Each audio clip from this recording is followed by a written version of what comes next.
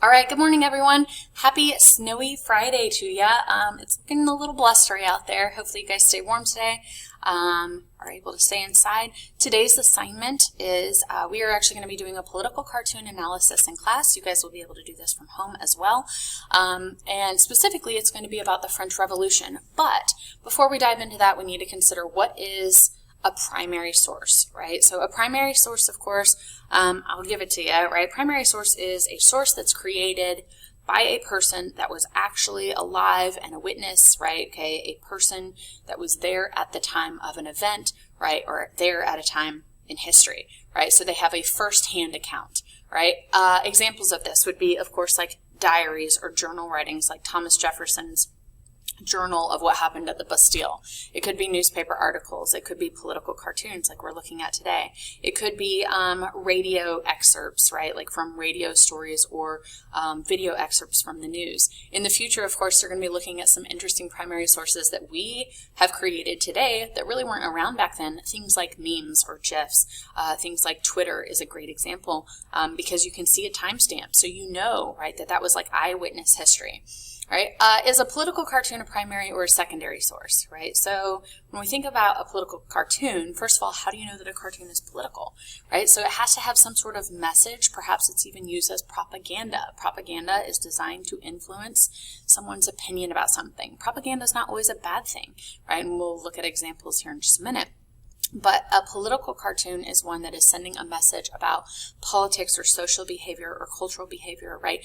And they're trying to influence opinion, right? So a political cartoon, is it a primary or secondary source? Well, typically these are primary sources because they're created by someone at the time that an event is occurring, right? To determine the political cartoonist's intended message, we're going to examine and use kind of three inquiry pieces, right? This is part of the social studies investigative process. First of all, examine text. Second, examine to see if they have any symbols. And third, examine to see if the artist has created some sort of an exaggeration, right? So the example here we're looking at text, right? So we have a couple text, okay, on this cartoon. First of all, the vaccine distribution process, right, over here.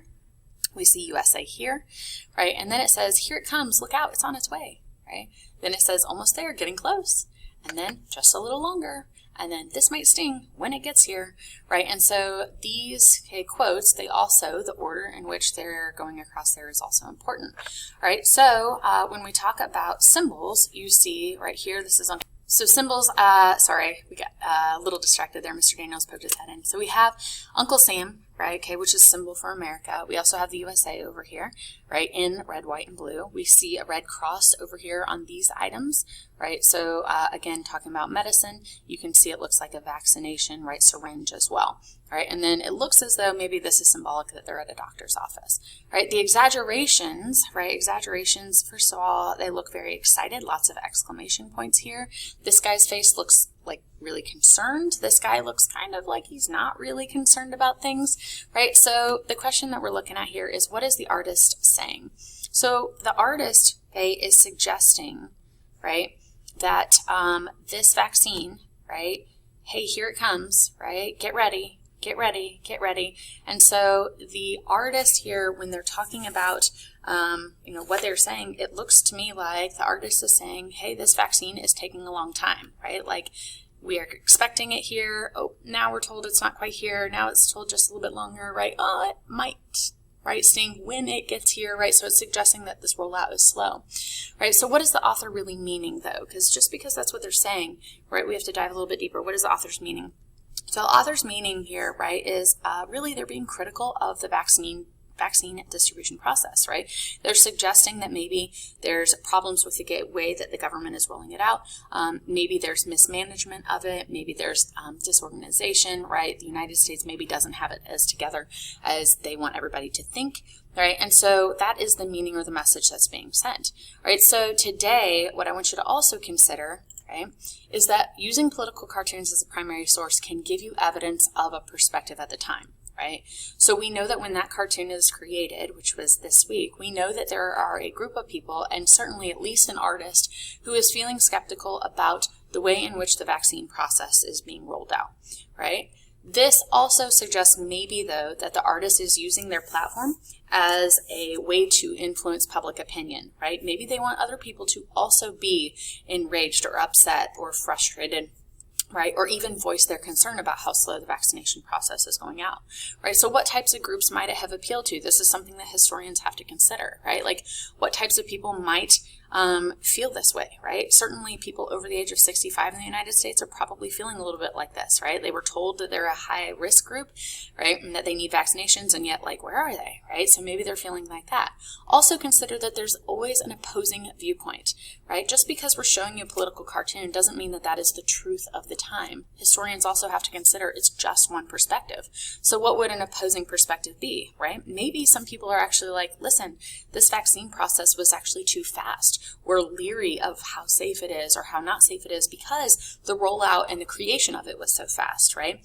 Or some people maybe are skeptical of the vaccine in the first place, and so therefore this slow process doesn't really matter to them, right? So today what we're asking you to do is actually to go to Unit 6, Interactive Notebook, Slide 9, and I would like for you to look at this political cartoon over here on the left-hand side. If you want, right, you can make it much, much, much bigger so that you can see it and you can always bring it to the front, okay, but I would like for you to look for text, right, and I'm actually telling you what the text on there translates to. I don't expect you to read French, so there you go. Look for symbols, right, then look for exaggerations, and then based on the creator's evidence, right, what would that artist suggest is one of the causes of the French Revolution, right? Then a bonus, look at the cartoon to the right. This cartoon, something has changed from this cartoon, right? So this cartoon is actually after the storming of the Bastille, and so you guys, if you have not completed your Bastille newscast, make sure that you do that today.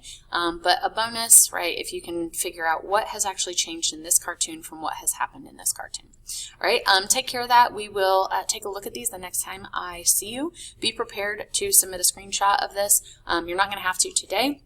But please make sure that you get your video submitted, your video newscast submitted, and if you have questions or need an extension, please just email me today. All right, guys, after you're done with this primary source cartoon, you guys are done for the day. Have a great weekend.